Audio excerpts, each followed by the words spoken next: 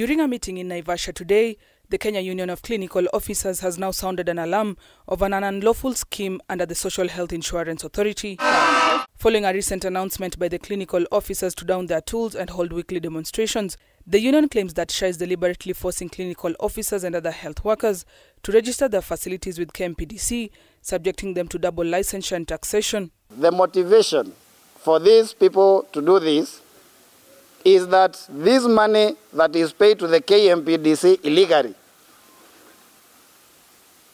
they have a way of channeling it back to themselves, and they are benefiting from the proceeds of that corruption money.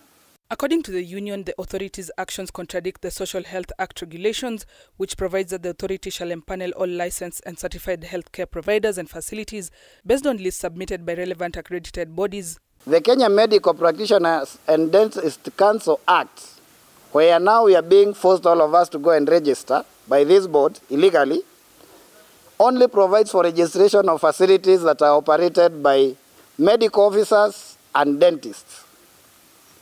The law states clearly that facilities operated by the laboratory technicians are to be registered by the Kenya Medical Laboratory and Technicians Board.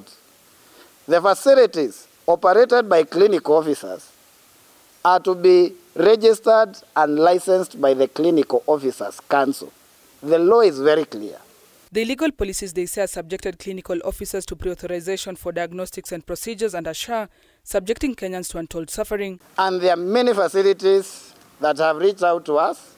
Many of them, they even fear coming out because they feel when they come out, they are going to be targeted and probably denied contracts. But when they are being paid, they are being made to part with what they are calling in quotes the 10%. You have to pay a bribe for you to be paid. KUKO is now calling for the suspension of individuals involved in the development of these policies and urging Ethics and Anti-Corruption Commission to launch an immediate investigation. Gertrude Burgay, K24 TV.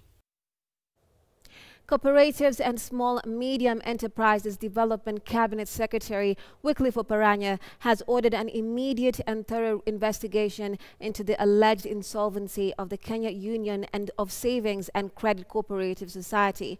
Oparanya's directive follows audit findings revealing a deficit of 12.5 billion shillings within the institution. As a reporter Mwaura Ndungu explains, a lack of oversight and mismanagement which allowed the former board of directors to manipulate financial records have been identified as the main causes of KUSCO's financial troubles.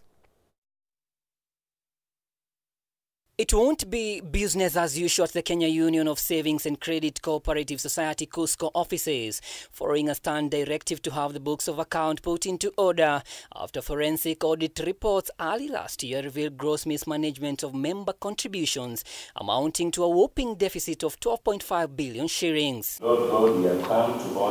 Speaking at the All Saints Cathedral Hall, Nairobi, Cooperatives and Small and Medium Enterprises Development CS Wycliffe Oparanya pledged to continue the work of his predecessor Simon Cherugui in making sure the former board of directors who have largely been mentioned in claims of graft are brought to book. For the last 2 years, the auditor who was supposed to be signing the account passed on. But for 2 years he signed when he was integrated. Can you imagine? And how a proper constituted board of directors, how do you allow a firm of one auditor to be auditing a company or a circle of billions? In terms of irregularity, these were loans that were issued to members in KUSCO that by the procedure of the policies defined, they should not have qualified for those loans. One of the aspects either they did not have the requisite savings to qualify for those loans, but they were given those loans, or they had other non-performing loans. As much as the employees, they were advanced other loans. Deputy Chief Justice Philomena Mwiru, who was a chair Sheria Sacco, criticized the Sacco's regulatory body, SASRA, for what she described as years of laxity that allowed corruption to thrive unchecked. Some of us are fossils in these organizations, And if you stick in one place for far too long, you become comfortable and you just become a professional thief. I don't know why we are calling things fraud here. There was no fraud. It was theft. We just want our money back. The audit had exposed that the former union's top officials had been siphoning 587 million shillings annually between 2013 and 2024. The law in this country is sufficient to follow those people to wherever it is they are, to wherever it is they took our money. And let us take quick action so that there is no compromise on the way, or our monies which were hidden somewhere, because where did these monies go, are not further taken.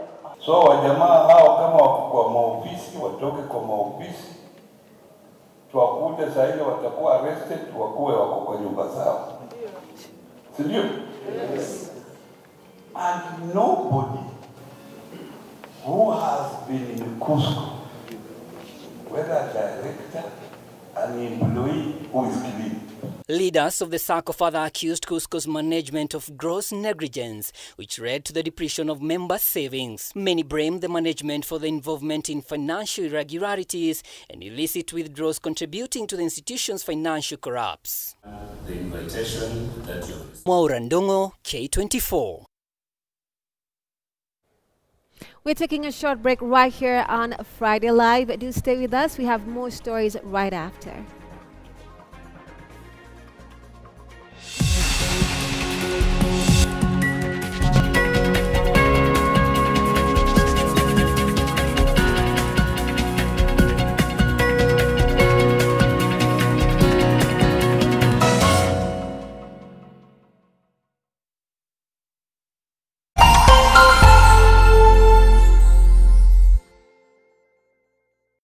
Mozart Casino Jackpot.